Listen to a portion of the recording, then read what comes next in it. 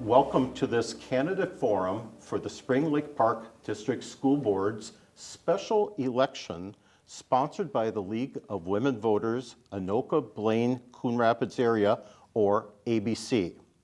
I'm Wes Volkanent, a member of the League. I'm a resident of Andover, and I cannot vote in this election or for any of these candidates. This forum is being recorded by NorthMetro TV as a public service to voters. A complete, unedited recording will be posted on the NorthMetro and ABC's websites. Editing is only authorized for official media reporting excerpts. Edited clips of candidate forums may not be used for partisan political purposes. The League is a volunteer, nonpartisan organization which does not support or oppose any political parties or candidates for office, but strives to help citizens become more informed voters and advocates for important issues we have studied. If you are interested in the League, check out our website at LWVABCMN.org. Women, men, and young people can join. Spring Lake Park School Board consists of 7 seats. 3 seats are on one section of the ballot this year as part of the regular election cycle. 3 candidates are running for these 3 seats. There is, however, another separate special election on the ballot to complete the 2 remaining years of a vacated position. Both candidates, Ryan McLaughlin and Kelly McClellan, are here for the special election candidate forum. Here's how we're going to proceed. Candidates will begin with answering 2 prepared questions that they received in advance, that they are giving 90-second answers. We'll follow with questions that have been submitted from the public, with both candidates answering for up to 1 minute. We'll cover as many areas of interest as possible within our given time. Finally, they will each make 1-minute closing statements. Candidates will alternate going first, with candidate McClellan receiving the first question this evening. So, Kelly McClellan, you will begin with our first question, and this is the question. What is your motivation to run for this office, and what experience or knowledge would help you to serve effectively? Thanks for the question. Thanks for League of Women Voters for having us here tonight. The reason that I'm running for the district and for the special election seat is, as a proud alumna of Spring Lake Park, I feel like I really know the district well. At the moment, I have 2 kids currently in the district in the high school, so I've experienced Spring Lake Park from the beginning when my children were in preschool and all the way through. So I think I have a very good span of experiences, not only from my own personal experience, but also what my kids have been going through in modern day, we'll call it. My experience that I come to with this opportunity is I'm motivated because I'm always about education. I'm a training and development professional. I work in the higher ed space. My entire career and my entire work has been around helping people reach their highest potential. And so when I look at why I'm running for Spring Lake Park is that I want to help our kids figure out and be the best that they can be, reach their potential, and be really ready for 21st century work and life. Our world is changing every day. We have a lot of opportunities out there, and I want our kids to be as ready for that opportunity as possible. Kelly, thank you. Ryan, I'll repeat that first question. Ryan McLaughlin, what is your motivation to run for this office, and what experience or knowledge would help you to serve effectively? Yeah, thank you for the question, and thanks for moderating this and for the League of Women Voters for hosting. My motivation really, probably at the core, is my kids. I have 2 young kids, and they will be reaching school age very soon, and I want them to see that I care about their education as much as they should, that I take it seriously, and that it's valuable and good. And so I want them to just see their dad, working hard for them, so they can also work hard and understand that there's value in what they're doing. And then I in addition to that, I think it's valuable for adults in the community to be,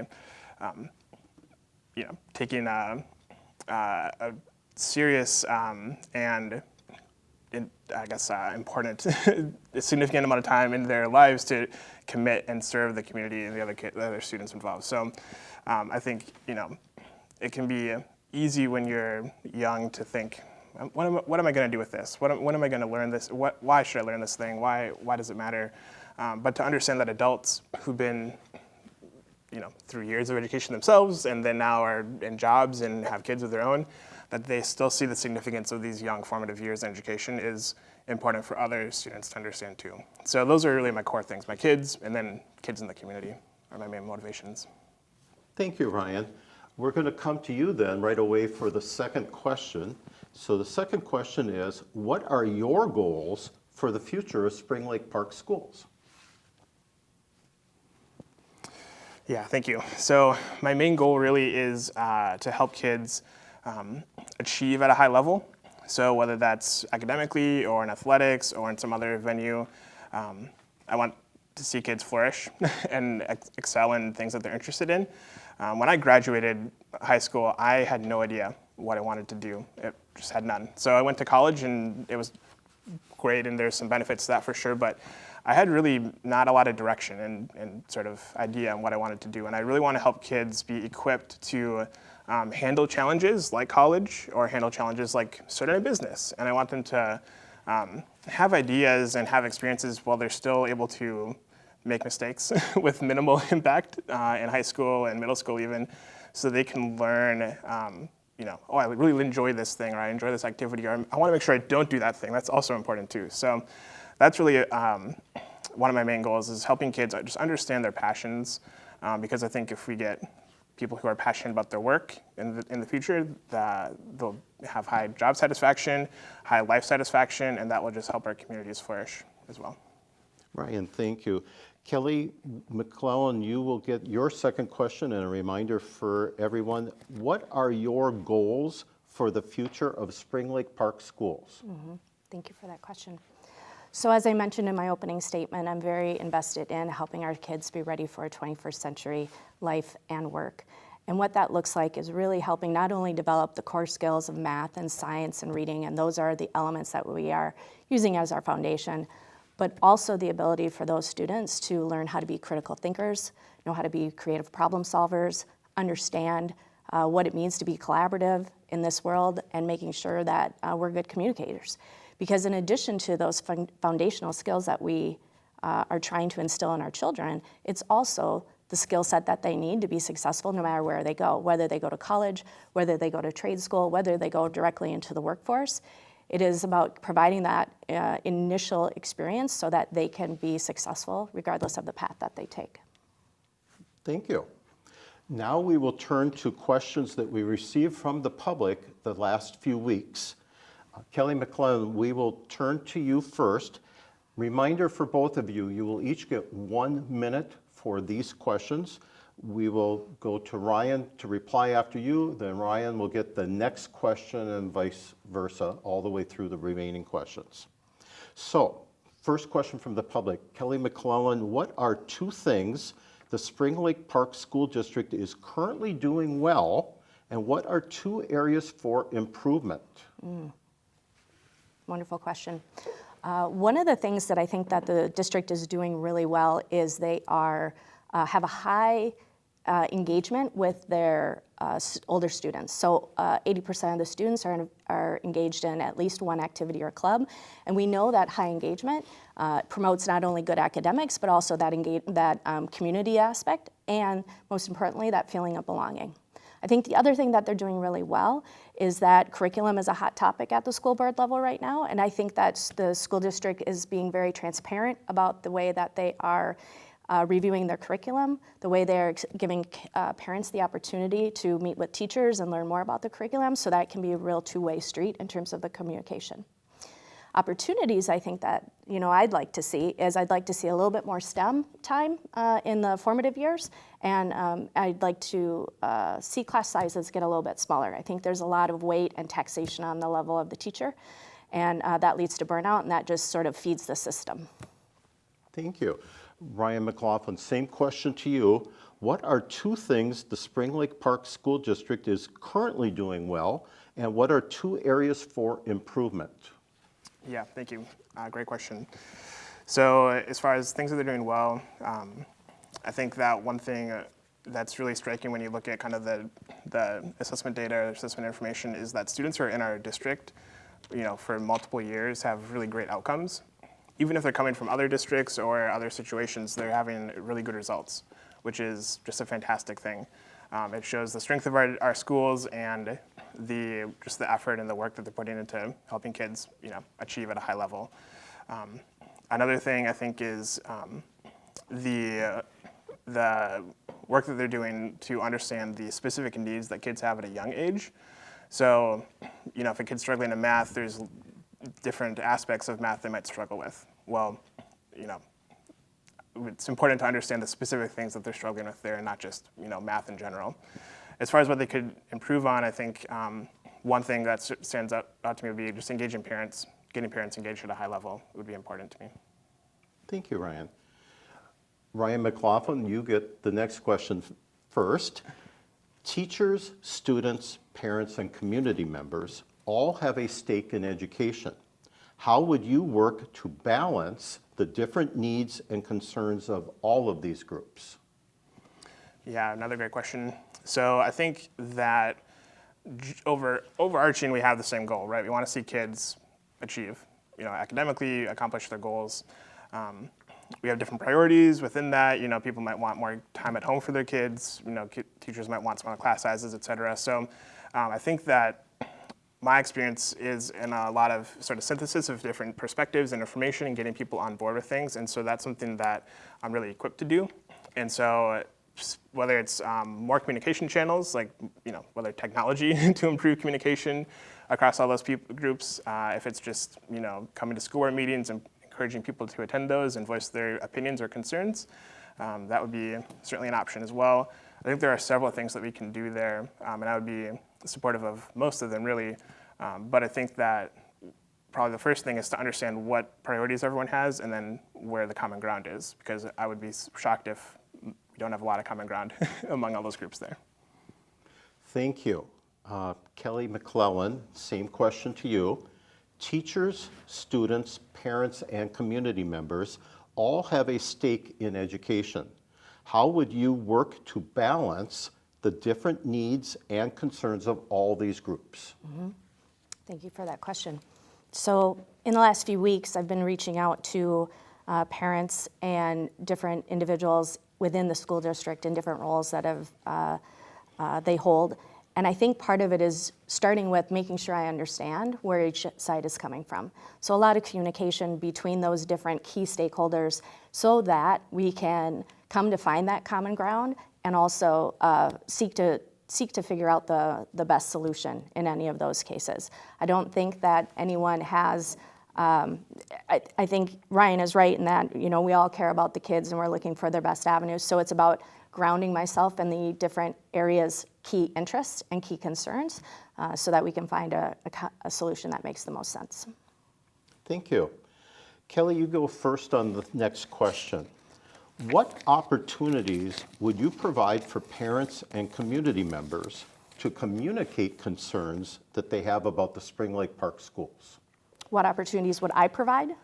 That you would provide. Doesn't specify you or board, that you provide. Yeah, absolutely. So I do see this role as a liaison role, and being accessible to the community members as well as the teachers and as well as the parents is a really important part of this. And in fact, I would say it is a key part of being successful in the space. So I'd be very accessible. I believe we all get emails from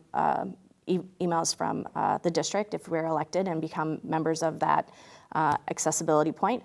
But also, meeting with parents, going to the PTO meetings regularly, going to the key team meetings that it makes sense is how I see it. So I see it as a very active involvement. And again, you don't know what your constituents or what your audiences need until you get out and talk to them. So I would be actively looking for people to reach out to me and actively reaching out to them so that we can have a two-way conversation. Thank you. Ryan, your turn on this same question. What opportunities would you provide for parents and community members to communicate concerns that they have about Spring Lake Park schools? Yeah, thank you. So I agree with Kelly on a lot of what she said there.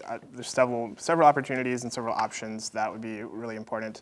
Probably the one that I like the most or most interested at first, at least, would be exploring different technology options. So whether it's a kind of a two-way text communication system, some other kind of communication hub that might work well for schools.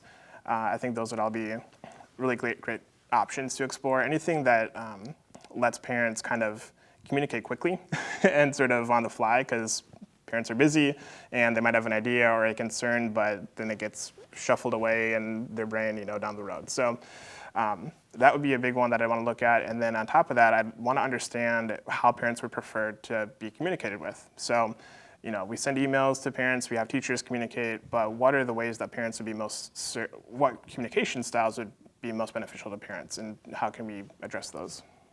Thank you. Ryan, you get the first time this next question. What should Spring Lake Park School District be doing to ensure the safety of students and staff? Yeah, this is a really hot question right now. So for sure, the district should work with the cities to, understand from a kind of high level, what the safety needs are in the schools. So I know the SROs are a big issue right now and a big kind of hot topic in the state. And so understanding the needs of the city and the police chief, their concerns that they have, how can we maybe increase patrols, or how do we have, officers, still maybe walk through schools or something to be a presence. There's a lot of value in those kind of just informal contacts there that are not tense, that are de-escalated already, and that's really good. So I think that's a big one. And then understanding, if schools are equipped to handle challenging situations with students, are there breakout rooms that students can go to? Are there other options that are available to teachers and staff in the schools already? Thank you, Ryan. Kelly, your turn with the same question. What should Spring Lake Park School District be doing to ensure the safety of students and staff? I appreciate that question. When I think about safety in two realms. I think about the physical safety of the campuses and that our students are in a safe space from outside threats or potentially inside threats. I also think about it from the standpoint of psychological safety. And is it safe to be in that space from whether it's bullying, whether it's being your authentic self, whether it is the threat of not being able to fully express your ideas, whatever those ideas may be. So on the physical safety side, I think about protocols and policies that we have in place. Certainly the relationship that we have with Spring Lake Park's police department is important, and that we maintain that. And then also starting on the psychological side of continuing to reinforce the respect, and that everybody is valued and that everybody feels included. Thank you. Kelly, you will go first on this next question in somewhat the same vein. Do you think that teachers should be required to carry firearms in our schools? Required? Required.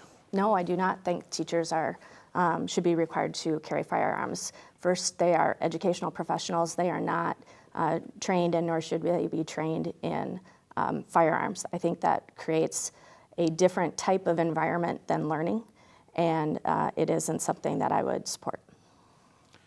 Thank you. Ryan, your turn on the same question. Do you think that teachers should be required to carry firearms in our schools? No, I would agree with Kelly there. I don't think that they should. I think that changes the teacher-student dynamic. And in addition, I don't think people should be required to do things like that. So I think that it just creates a lot of tension in the school that does not need to be there. And I would argue that's a big reason why we should work with the state and the police departments to bring student resource officers back into the schools, because I think that there is a place where that might be needed, and someone equipped to handle the situations should be available. Ryan, thank you. You get the next question, just to warn both of you. It's a little bit longer question, so if you need it repeated, just let me know. The recently discussed district operational plan has 3 strategic anchors: engaged, enthusiastic learners, effective operations, and communications and connections. Do you support the plan overall? Is there one strategic anchor that you see as the most important? Yeah, thank you. So I do support the plan overall. I haven't been involved in all the detailed conversations, of course, like the school board that's currently in place has. So there might be questions or things that would change as I learn more. That being said, probably the key piece to me there is that communication element. So, parents who are engaged and involved in their kids' education, that's really probably the highest predictor, or one of the highest predictors of student success.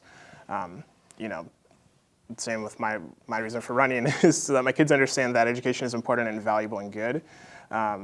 Just having your parents involved helps, with whether there's any behavioral issues at school or just, homework issues that you're getting behind in homework, things like that. So I think that getting the parents to understand what's going on in schools is going to be the key piece there. Everything else should flow relatively easily because it's all internal. So getting the parents involved, I think, is the core element. Thank you. Kelly, same question to you. Again, I will repeat it here. Thank you. The recently discussed district operational plan has 3 strategic anchors: engaged, enthusiastic learners, effective operations, and communications and connections. Do you support the plan overall? Is there one strategic anchor you see as the most important? I absolutely support the plan. I think it is a well thought out plan, and I believe that it's covering the elements that are most important, which makes it hard to pick just one. You're talking about a 3-legged stool, and without one of those legs, the stool tips over. If I had to pick one, then I would lean towards the enthusiastic, engaged learner. We have these kids for many hours of the day, right? 30, 32 hours of the day, and this is important that we have them engaged and that they want to keep learning, because as they go through life, the way they'll be successful is to keep learning. So I want to create more learners, more people that love to learn, and I think if we start at the schools, then that just feeds on itself and keeps growing in return on our investment. Good, thank you. Kelly, you get the next question. If you had the money and authority, what one thing would you do to improve the Spring Lake Park schools? If I had the money and authority, I really go back to smaller class sizes. The thing about our class sizes is that that's a lot. If we're going to put forth that we have the interests of every individual learner and every student in the district, and the class sizes continue to grow, that is a lot of tax that goes on the teacher. And the teacher who is owner of all of those individual plans, being able to maintain that level of commitment and that level of individualization and learning is a lot. And so when you have that happening, then you have a higher level of teacher burnout. The teachers, then you end up with more new teachers and less experienced teachers, and it's very hard to keep growing on the teachers, putting all that on the teacher's shoulders. So if I had all the time and the authority, I would love to see smaller class sizes so that the students get more targeted and even more individual learning. Thank you. Ryan, and I'm just letting both know this was the last question before we move into closing statements. So Ryan, you get to wrap up with the last response. So once again, if you had the money and authority, what one thing would you do to improve Spring Lake Park schools? This is a super fun question, I think. So there's so many options, but the one that I think of is probably giving kids more customized schedules or options for schedules at least. So, coming on a half day, coming certain days of the week, especially as kids get older, they might want to pursue internships or apprenticeships or other just, career opportunities that might be available to them. And having more flexible schedules where teachers are available outside of normal school hours or there's just other options for them there. I think that would be something that would be really great. So, and even at a younger age, I think giving the kids an opportunity to flex schedules a bit and do different stuff like that is really great and would serve families in a really great way too. So if I could do whatever I want, that's probably what I would try and do. Thank you, Ryan. Well, I would actually love to keep asking you both questions, but my timer over there told me we need to move into those closing statements. So once again, just to let everybody know, we will be giving each candidate 1 minute for their closing statements. We will begin this time with Ryan McLaughlin, and we will then end with Kelly McClellan. So Ryan, your turn for your closing statement. Yeah, first, thank you to the League of Women Voters for having me here. Thank you to everyone who's been watching this. That already shows that you're engaged and you care about these kids in our district, which is awesome. So thank you for that. It's just great to be a part of a community that cares like that. I would love your vote, and I think you should vote for me if you believe in the things that I care about, increasing academic excellence, getting parents involved in schools.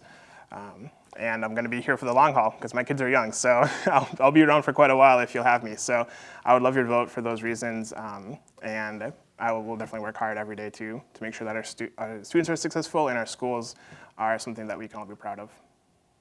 Thank you, Ryan. Kelly, your opportunity. Wonderful, thank you. I echo Ryan's statement. Thank you, Women League of Voters, for having us, and Wes, thanks for moderating. The reason that I'd love to have your vote is that I'm looking at this sort of special time or this critical time for Spring Lake Park and what the district is trying to accomplish. Individualized learning while we have a very big population, and we are always going to want to do more, and we're always going to want to innovate more. And so with my background in education, my background in training development, my passion for bringing people to their best selves and their highest potential makes me want to dive in and give everything I have to Spring Lake Park and our kids. Thank you. Well, thank you, candidates, for your willingness to address the issues and the public's concerns, as well as your interest in serving on the board. Thank you to the public for providing us with questions for the candidates. Thank you to Metro North TV for hosting and recording tonight's forum. November 7th is General Election Day, and early voting begins on September 22nd. We encourage you to visit MNVotes, mnvotes.org, for election information. This concludes the Spring Lake Park School Board Candidates Forum for the special election seat. On behalf of the League of Women Voters, Anoka, Blaine, Coon Rapids area, thank you for watching.